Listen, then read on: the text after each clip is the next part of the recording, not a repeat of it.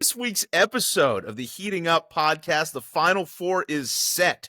We're going to do a full recap of the Sweet 16 and Elite 8 matchups, touch on the Premier League. Maybe we'll talk a little about the women's tournament, and then we got NBA closing out and MLB starting. One of the best times of the year all around without football, so we're all happy.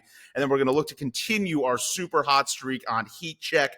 So if you've been listening, you've been making money, so why would you not share it with your friends and keep on listening? So here we go. Hello, friends. I'm Jim Nance, and I'll welcome you to a tradition unlike any other. He's heating up. How about this, Cowboys? Yeah! He's on fire. Cristiano Ronaldo. Sensational. Boom shakalaka. You believe in miracles? Yes! There it goes. See ya. He's heating up. Trying to get open. Fires away. Fire! It's over. The Bulls win at the buzzer. Touchdown. Unbelievable.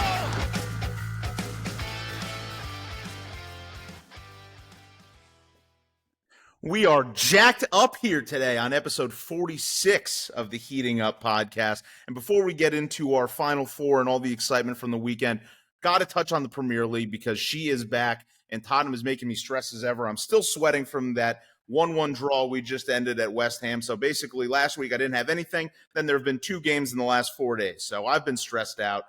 We stole a late win against Luton Town, which is not a fun thing to say. Because basically I feel like Tottenham are beyond just barely beating a team that's in the relegation zone. But whatever, a win's a win. You walk out of the weekend with 3 points. I guess it's not, not the worst thing in the world, but it feels like we should have been able to step on their throats a little bit. Sun stays hot. Brennan Johnson's basically the Mariano Rivera of the English Premier League. He comes on and just scores in pretty much every game. He also scored in the game today with West Ham, which was a hard-fought 1-1 draw in the pouring rain on short rest. So hopefully, everybody's okay. Brennan Johnson, I am worried about him. He limped off the field today, so that's not so bad. But basically, if you want to get in Premier League, I've been saying this forever, we're a great team to start watching because we're always good to give up a very bad goal at some point. We score a lot. We play fast. We play hard. If you got, the knock against soccer, they're always like, oh, it's low scoring. It's slow paced. That is not this team. We're a lot of fun to watch, and it's very exciting, and there's basically guaranteed to be goals. So keep watching. We're 1-1, and the next game I will actually be at in London. So I am very excited, very nervous, and I think I'm going to throw up in the stadium, and I will record it for you guys. I don't know how to, I don't know how to handle myself around those. Like they're going to be mean to me. They're going to call me a fair weather fan because I'm American. They're going to be rude. They're going to throw things at me. I'm not going to know the chance, but I'm going to be so nauseous like the whole day leading up to it. Well, don't they split the fans up? They basically have which club they support. Yeah, they do that for they do that for every game, but during the actual games that aren't neutral site, there's literally just one section of away fans. So it's like they just pack them all in and they surround them with security guards. Everywhere else is going to be a Tottenham fan. But apparently I've been doing a lot of research to try to get ready, and everybody in the British people are very mad at literally me. Like they're like, oh, we can't believe all the Americans that are coming over and spending money to come see games, like where they're taking seats away from the local fans that have been here forever. So I'm like, sorry, but I'm not that sorry. Sarah, you got something? Because I'm about to go on a tangent. Oh. Yeah. For all those that were paying attention, I did end up switching my entire trip. We cut a whole day out of our trip in Ireland because they moved the game from Saturday to Monday, which we planned on leaving Monday morning to go to Ireland. So we added a day in London, changed the car, changed the Dublin reservation, changed our Killarney reservation. We changed a million hotels, a million reservations just to add a whole day in London to make sure I could still see the game that was originally on Saturday and moved to after our flight on Monday. So annoying, but luckily I have a very kind wife who understood the severity of what was going on and let us change all of our plans. And then just 3 days ago, I guess there's going to be some workers' strike on the public transportation in London scheduled for that Monday. So I said, you know what, screw it. We're actually just going to move the game back to Sunday. So I basically spent hours and lots of money to change our entire plans. And it turns out I wouldn't have needed to because they just decided to just move games. I feel like if somebody decided to move an NFL game multiple times on multiple days, like not that far in advance, like, there would be riots. Well, they did move the Bills game because of the snow, but it was only one time. Yeah, and that's an act of God. And That's people were because of pissed. this isn't like just Well- because they're deciding to, or because some of the trains, like, you imagine if the Yankees, like, yeah, we're actually just gonna, or not even the Yankee, because the Yankees play it, there's 162 games, but it's just like, oh yeah, there's gonna be like a strike on some of the trains, so let's just move the game again. Well, or this is a big cover for the solar eclipse. Sports podcast over. Conspiracy theory podcast started. There will be no game because there'll be no telecommunications on Monday. Am I even gonna see the eclipse in London? I don't think so. You're gonna feel its wrath. Gonna feel its aura. I've read a lot of things. They say that NASA's shooting 3 rockets at it. How does that make any sense? At the eclipse? Yeah. That doesn't. How can you shoot rockets at a shadow? I don't know if it's like I don't know, guys. I just work here. And they also say that they're going to be relaunching the CERN particle accelerator conveniently on April 8th to see if they can detect any invisible matter that powers the universe during the eclipse. All right. Well, as your local Jewish correspondent, I'll check with my consigliares on the higher ups, and I will let you know if you have anything to be worried about. What are you guys up to on Monday? Dude, all right. Controlling the weather takes a lot, man. You need to relax. All right. Well, that's fair. But anyway, Premier League, I'm nervous. I'm excited. I don't know what to feel about anything. All I know is that we do need to work on however we defend corner kicks, because I feel like anybody that watches film knows that they just need to really crowd Vicario, our goalkeeper, and just basically push him and like they just get really physical, and then we always end up giving up goals on the corner kick. So we need to figure out how to do that. I'm a dumb guy. I don't know how to do it, but I can see that that's a problem and it needs to be fixed. How physical can you be with a goalie before it's a foul? Apparently during these corner kicks, like pretty physical. All they do is they keep just before it's kicked off, they're just like pushing him into his own goal. The ref comes and tries to half break it up, but he's just getting manhandled down there. They say it's because the goalkeepers are officiated differently here than in Italy where he came from, and they got more leeway, so he's not used to having to be physical back. I don't understand how that's not more than just a conversation of, hey, punch the guy in the back of the head. But I don't know. It seems like that happens one time, and they're like, hey, man, you can actually push him back, and then he can be like, oh, Baba da Boopy, okay, and then he can just go, start doing it. So I must be missing something because I am just a dumb American fan apparently. But and that's another thing I don't like. The only thing I don't like about soccer anymore. And why does it seem like these soccer fans, especially the Premier League fans in America, they're the most gatekeeping, angry, this is our thing fans in the world, and I just don't get it. You want people to watch. It's more fun to watch sports with people. Just because somebody hasn't been a fan for 35 years and it's I want to care about this. Why are you trying to keep people out? Oh, you're a fair weather fan. You just started to watch. It's good. Somebody cares about this. Come join the party. Party's a good time. It's like people who own vinyl. It's somehow even if you're a new guy buying vinyl still, that's stupid. I always got respect for the old guy that has got the vinyl. They're going to let you know forever. They've been buying it. Yeah, but they're going to let you know exactly when they bought it. Yeah. If you're buying a Mac Miller album on vinyl, shout out Jordan Bray. Yeah. Shouts out. But anyway, I think that's enough soccer for everybody until you guys start watching with me. I'm just going to keep shouting at you. Over under chances you are streaking during this game, just for the viewers. High. I mean, what would you give me odds? I don't know. Am I getting on the field or just taking my pants off? Well, I would say getting on the field because I got to see it on camera. 0%. I'm not going to some British jail, but I will. I am going or whatever. Sure. I don't know. I think they're just going to send me to Australia. They still use Australia as a prison there. Yeah, yes, they do actually. This has been a hard hitting podcast so far. And Sarah, get us back on track. Help me with You're this. Next, New Zealand. You're next. Tell me about UConn.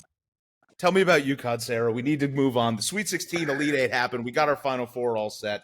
I need some track to run on because it's been a lot of basketball for my little brain.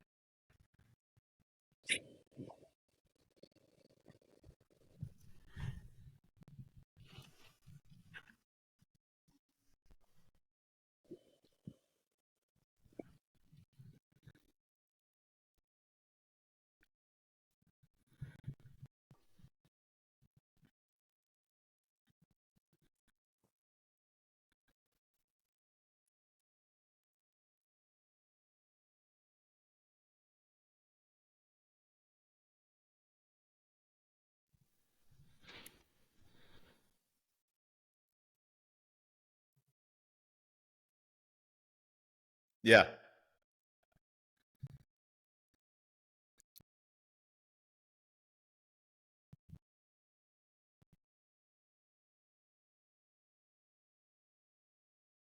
He just hates his son. And he's just a psychopath. I love him for it, but he just is a psycho. He's the kind of guy that's never. He's kind of like me. Like if we have a bet going or anything, I never believe the game is won until the clock strikes 0. He's just like I don't care that we're up 35. Like I need to make sure. Mm-hmm.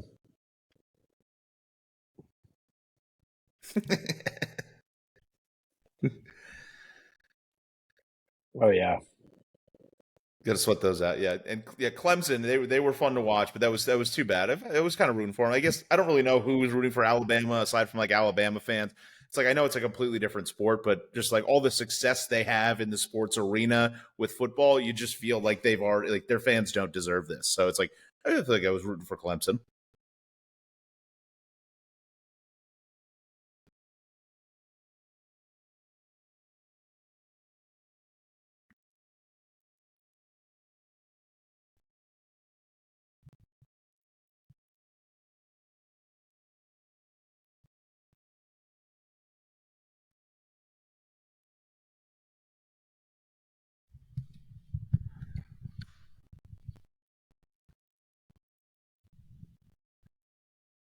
No.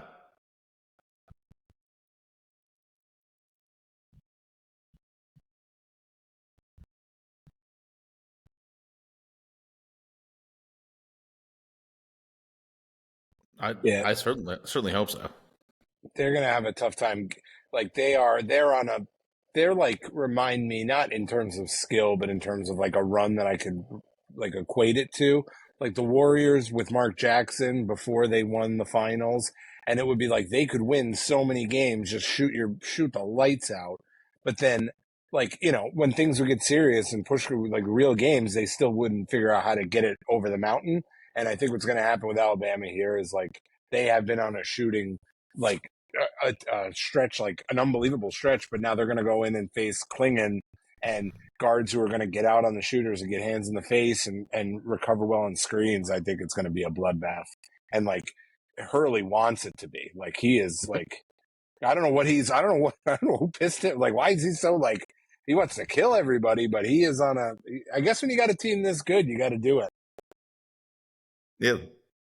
That he's finding ways to still motivate the fellas. I mean, they're coming out there and they're not. I mean, obviously, he's leaving the starters out there a long time, so that helps it. But that 30-0 run was unbelievable. That was like nothing I've ever seen. It was just stepping on your throat, suffocating. It wasn't quick. I mean, that was like what is like 2 minutes left in the first half to like basically 10 minutes left in the second. It was just utterly dominating. So that was exciting, and it was like that little glimpse of like because the beginning was it was close, and I'm like, oh, are they actually going to have a close game? And there's like, no, we're not. It was over 50 minutes in real time without a basket. Like it's insane. Wow. No, an hour without a basket is wild. The run of emotions because I bet on UConn and the game was tied, and I'm like, oh, this is going to be one of these games where they hang around. And then I was like talking to my wife, and I'm like, wow. And I just kept being like, all right, I've never seen anything like this. And I was like, okay, game's over. This game is over. Like literally walked away. It was crazy all in the span of a half hour. Yeah. Blowout. Just completely wild. And then on the next night, where I think everybody was probably pulling for Tennessee there, right? I don't know why Purdue has found themselves to be so unlikable, or maybe it's just the people I'm around also. But I I feel like everybody's just kind of waiting for them to lose, right? Not me. Not No? me, guys. Riding Not it? me. Riding the Edie train? I'm all Edie. Get out of here. I just want to quickly reference, and then I'll give you back the mic here. You gotta. I pulled up 2 great mock drafts, everybody. Let's hear it. All right, one is very in my favor, one is not. The Ringer's Kevin O'Connor, well-known, well-respected NBA analyst, projects that Edie will be going to the Oklahoma City Thunder with the number 12 pick in the draft. That would be really annoying. That would be really annoying. And then from Fansided, these are the only 2 I pulled up. I pulled one for, one sort of for. They have the New Orleans Pelicans taking Zach Edey at number 23. And listen, that's before they do the thing like they do with quarterbacks where they're like, wow, what a good arm. Wow. They're going to be like, wow, he is really tall. He is really tall. He is really tall. He's going to be a top 15 pick. Lock it down.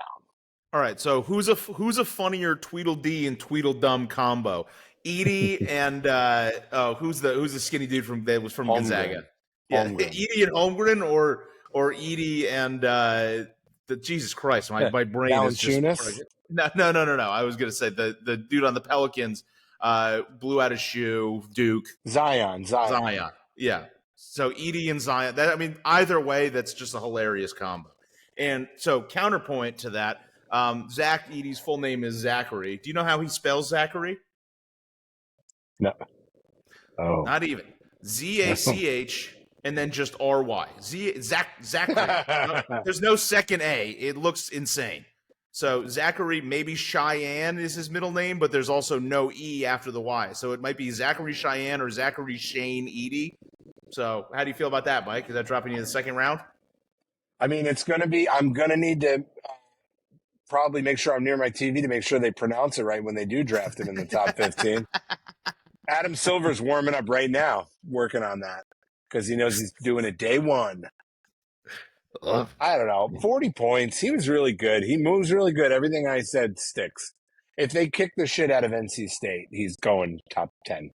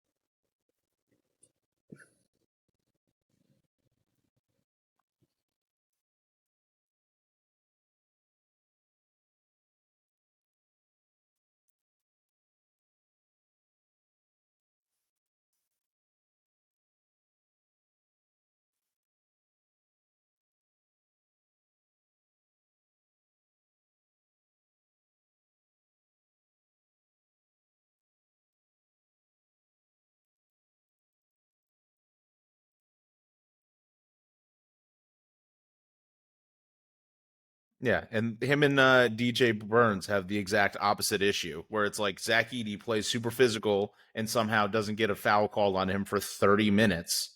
And then DJ Burns is just a big old sloppy dude, and it's like he breathes on somebody and they like that smells. We need to call foul on this guy. So I do feel like DJ Burns is going to be in foul, like have 3 fouls within the first 15 minutes, and then he's going to end up sitting a lot of the game. And Edey will dominate, unfortunately, but I can't possibly root for that. And it would be fun as shit to be able to see NC State in the finals. So we're all rooting for it, but I think Edey's going to drop 45 again. What, he dropped 40 in the last game? Edey versus Klingon is going to be – that's going to be like an all-time type thing. Yeah. No, but Klingon's projected to go top 10. I believe that. He looks really, really good. They both have the same. They both have the same. They're freaks. Draft them both in the top 10. Let's put them both. Let's get them on the same team. Do you want to give Tennessee their flowers though? Dalton Knecht was amazing. The rest of his team just completely shit the bed. Just kind of like crashed and burned around him. They looked amazing. Kept the game close, which is the only thing that does give me hope for the future because I feel like this was just like the same train. It was like this collision course of these teams that were just completely dominating with UConn and Purdue. So it was good at least to see Purdue have to sweat it out a little bit and make it a little bit closer than I thought it was going to be originally. But so Dalton Connect is really good. The rest of the team shot horrifically. And what was fun, so this game, whatever, was Easter. Obviously, my parents not celebrating Easter. Lucky enough to be invited over to the in-laws, which is a whole nice thing. But this is just I got some also great parent takes. So my dad just comes in and is looking. He's like, I got to tell you, that Edie guy, he's just so ugly. I hate looking at him. Love that. So shout out that. And he was also talking about like whatever. He's like, he's like got a big mole on the side of his head. You'd think you let your hair grow out a little bit and cover it. Like I love those takes. And then also just another wonderful part. I was like literally getting appetizers for Easter. I was just like eating and talking to the in-laws. And my mom's like, hey, shouldn't you be watching this game like for research? I'm like, that's probably a good idea, Mom. Thank you. Good way to celebrate Easter. So good Easter with the cast-offs. Good Jewish parents on the return of old Jesus. So and at least we can all we can all be happy that Duke didn't called it research. I wish my family called it research. Like shouldn't you be researching this game? So shout out Mom and Dad. Great job, loving it. And then we can all unify whether we agree or disagree on Zach Edey that thank God Duke is gone. The bad man is gone. Yeah. You did.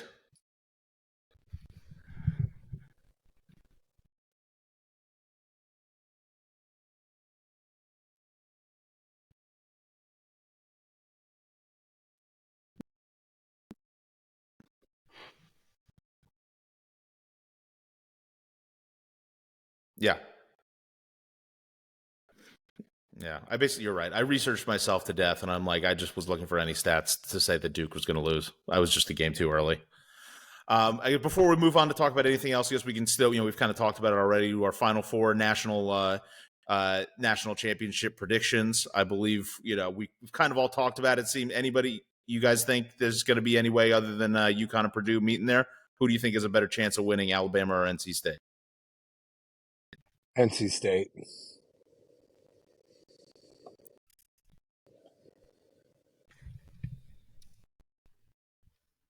Absolutely. So we'll get into some official picks maybe with heating up or with our heat check a little bit later. Who knows? We'll do that. But before we move on, I want to talk a little bit about the women's tourney. That was probably, it seemed like maybe I don't know any numbers, but it seemed like probably the most watched women's basketball game of all time last night with Caitlin Clark beating LSU. So kind of no shit, but Caitlin Clark is a really, really good shooter. She takes a lot of shots that are kind of crazy, but I feel like that's also part of her allure and part of why it's so hard to guard her. It's like, you can watch all the film you want, but then as soon as you're out on the court and she's just pulling up from like 6 feet beyond the arc, like having the defense have the thought of like, holy shit, like she will actually take this shot is very, very hard to defend. So pretty interesting, pretty great. That was as good of a women's basketball game as I've ever watched, and just all the drama around it. I do have a question for you guys though.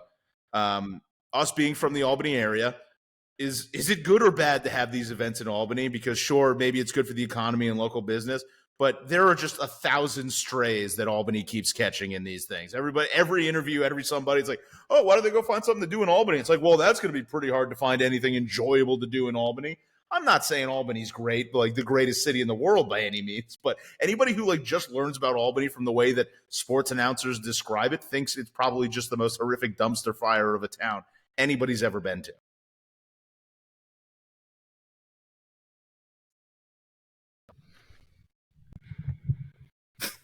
Yeah.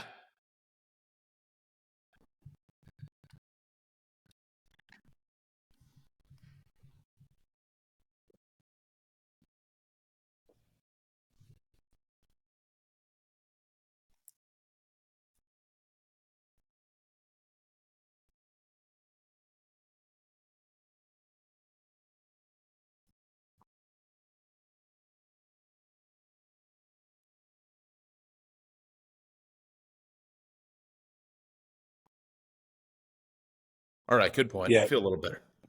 Yeah, New York City's a real lively place to go walk around. Sarah, you feel safe walking around New York City right now? Yeah, yeah.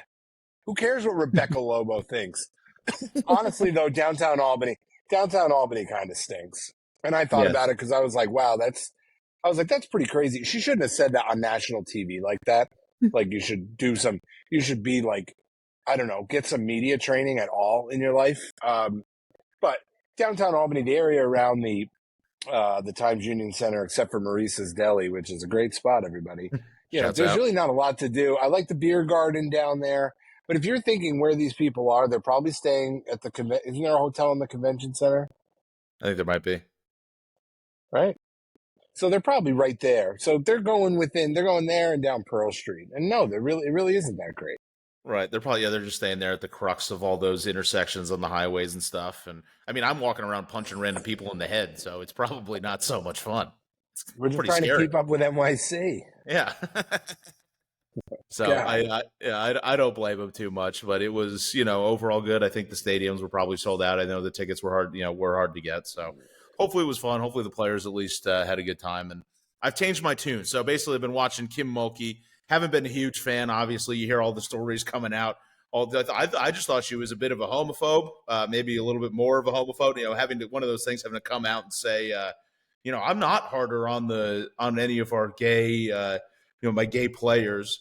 And then I thought about it for a second. I watched her on TV last night in her little matching green suit. She's from Tickfaw, Louisiana. That's Tickfaw, Louisiana. I've never seen a more closeted person in my life. You know what?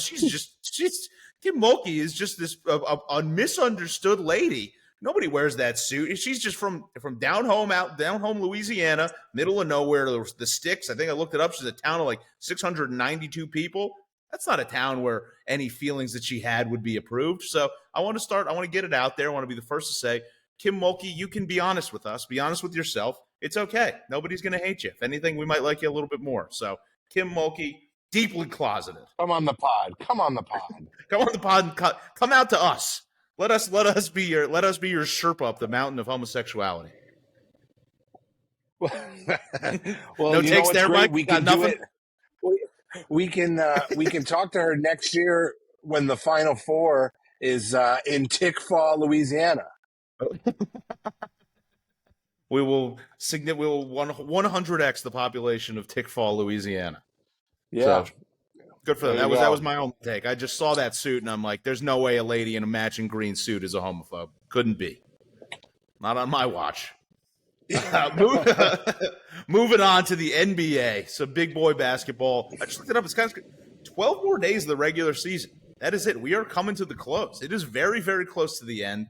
And I'm just feeling too good about the Knicks now. I feel like a little bit earlier I went through the bargaining phase of it can't be this good. It can't be this good. And then we keep, whatever. OG Anunoby and Julius Randle are still out, and we keep having wins. Jalen Brunson's incredible. Just won Eastern Conference Player of the Month with 28.8 points and 6 assists, 3 rebounds, averaging for the whole month.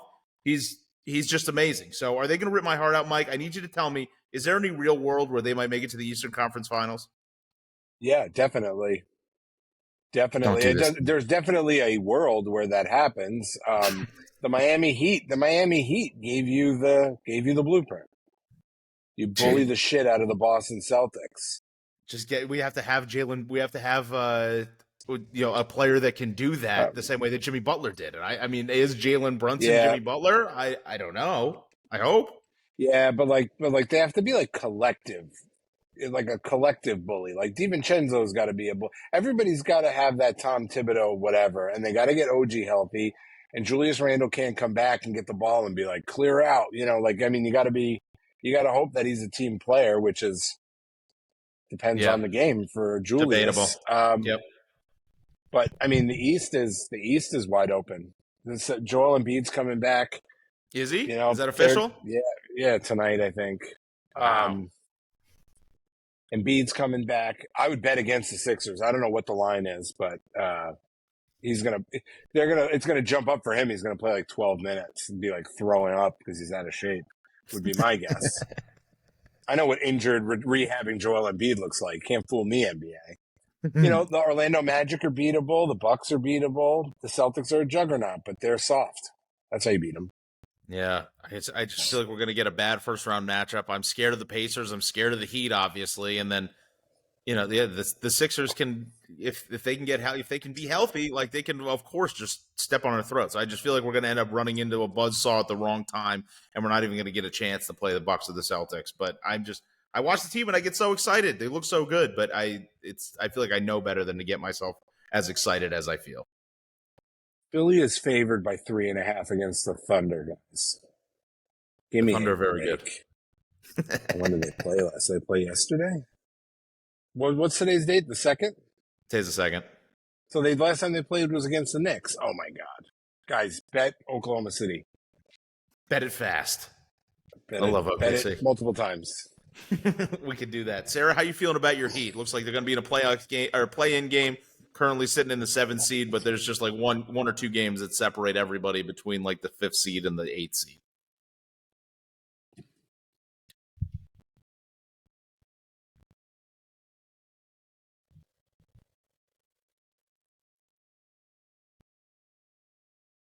Yeah.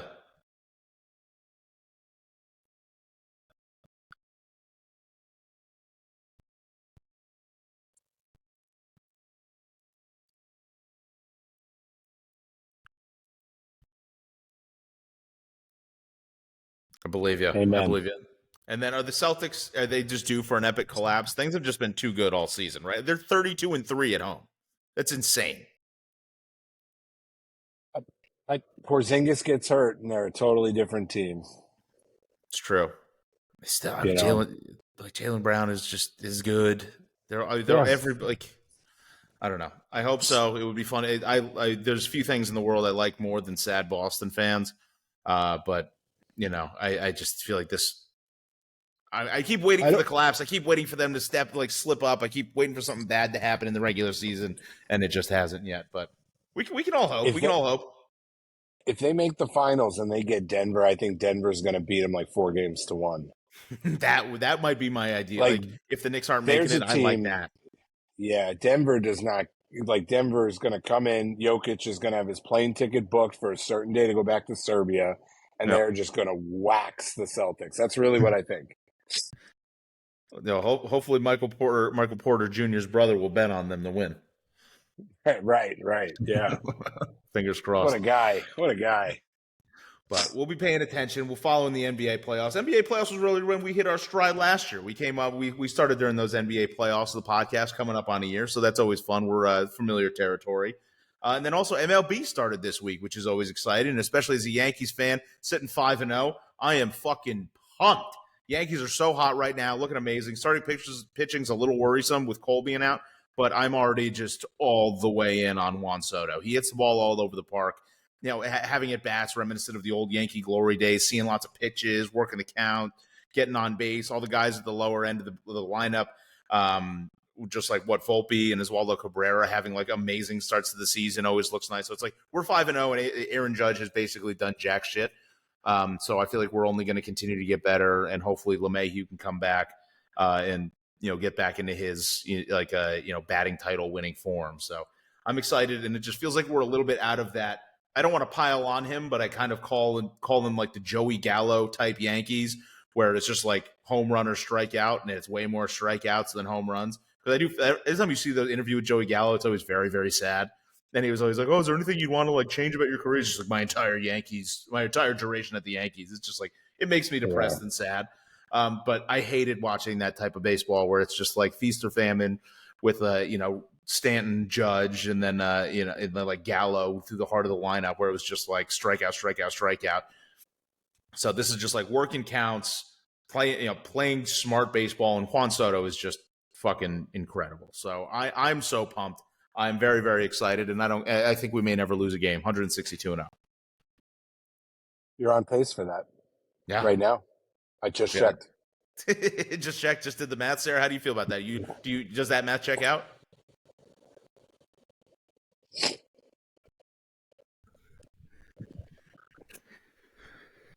You got her. Whoa.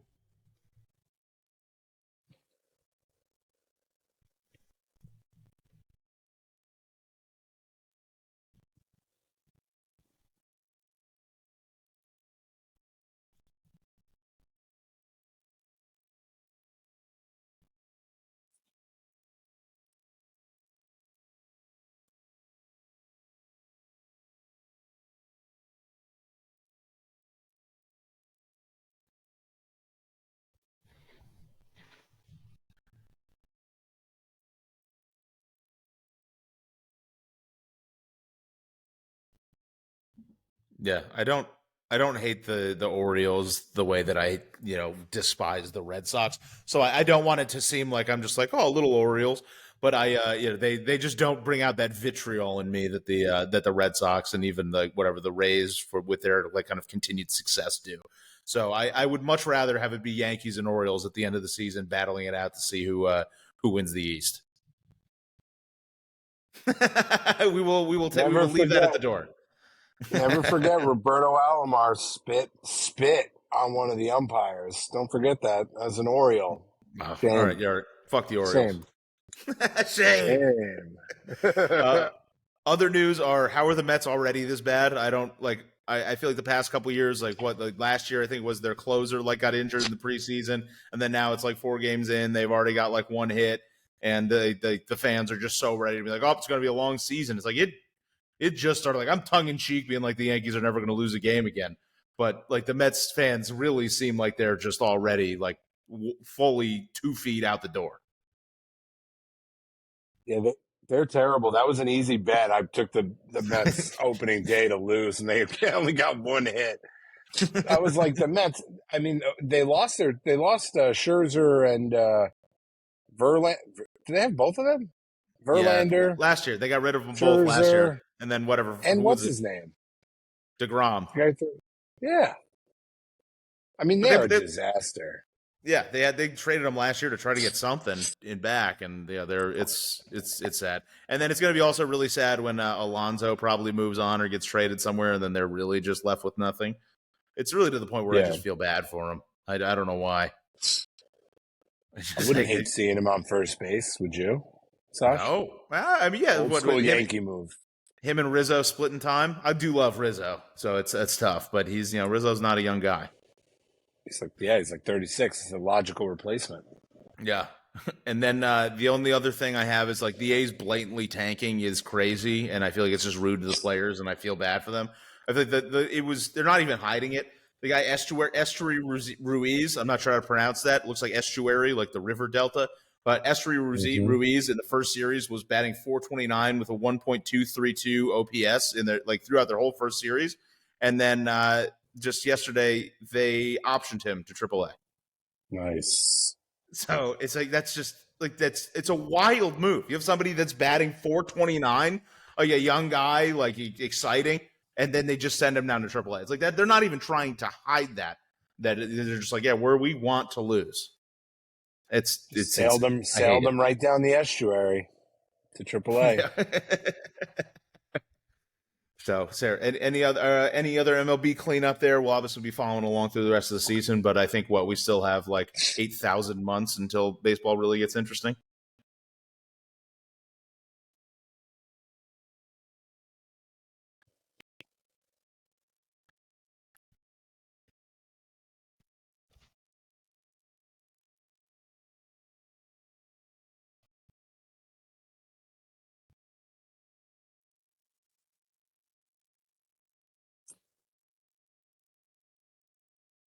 Yeah, it's the best. It's the best to have. It's the best background sport for like you throw it on while something else is going on. Have the lull of a baseball game. Michael K's voice soothing me into whatever I'm doing. It's outstanding. But let's go. Shout out. Now moving on. We are now officially 8-2 through 2 weeks of the heat check segment. Or no, 3 weeks now. Yeah, we are with 8-2. And we are absolutely just destroying it. We're lighting the world on fire. And I think we're going to look to stay screaming hot and continue to win our fans some money for all you tailing us. So, Sarah, why don't you lead us off? Tell us what you're thinking.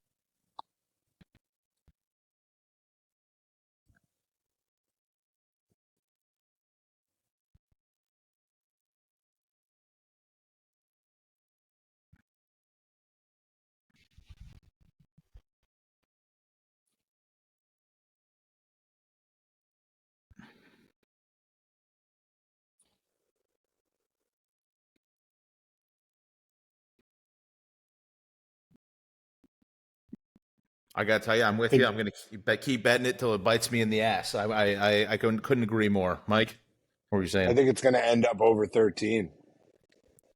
You think it's going to keep? I guess people are going to keep betting it up. Yep. They haven't. UConn hasn't given anybody a reason to believe otherwise. So They're killers. I am with you. I was thinking the same exact thing, but along those same lines, I am just going to take the over 160.5. I think that they are, I completely agree with the 11.5. So with UConn winning by 12 and Alabama's ability to score points, I don't really see Alabama scoring less than, 75 points. So if I think in my mind, if I think UConn's going to win by 12 and I think that, that Alabama's still going to score a lot of points, that over just looks juicy to me. So 160.5, I think hammer it. Like that too. That's Mike, good. close us out. I love Zach Edey. Love you. But I'm going NC State +8, +9.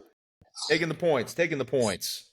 Yeah, I think they'll have enough with their three big guys, NC State, to keep the game competitive. And I like their guard play. Horn is like not afraid of anything at the point guard. The other shooting guard reminds me of, who's the guy on the Memphis Grizzlies who's like jacked? The shooting guard, Desmond Bane. Yeah.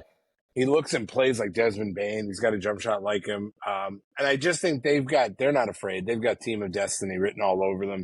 They believe in themselves. And probably off the side, I'm going to take them money line just because I've been betting them the last couple of weeks. So it's been very profitable. But go take the points, be safe. We're almost home without losing $1 million. Let's land this plane. Let's land it. We're in it. It's better than last season, and it's been fun. I just personally, I can't remember a Final Four or anything where these lines were so high. It's like you'd think as it starts to whittle it down, these bet teams would be better and better, and the lines would get closer and closer. But just some of these teams, almost double-digit favorites in both games, I think is unheard of. And if you get to the Final Four, it's hard to imagine both of these games are going to be a blowout. So I'm with you on that. I like NC State to keep it close. They weren't afraid to go step up to Duke, and Duke's that in-state rival. They got all that other bullshit. I don't think they're going to be afraid of Edey either. I'm all in on that. Yeah. Absolutely love it. So just a recap for the people. Sarah's got UConn -11.5. I've got UConn Alabama over 160.5, and Mike is taking NC State +9. So we'll see where those lines end up a little bit closer to game time, but I think I'm excited and ready for Saturday. Going to be a good one. Absolutely. One for the ages. So we appreciate you guys listening. As always, remember to follow us on Instagram at the Heating Up Podcast. Listen wherever you get your podcasts, and don't forget to share with your friends. The end of the bracket is coming, and we will certainly be sending $100 to the way of the winner, which is going to be very, very exciting. It's getting pretty close at the top.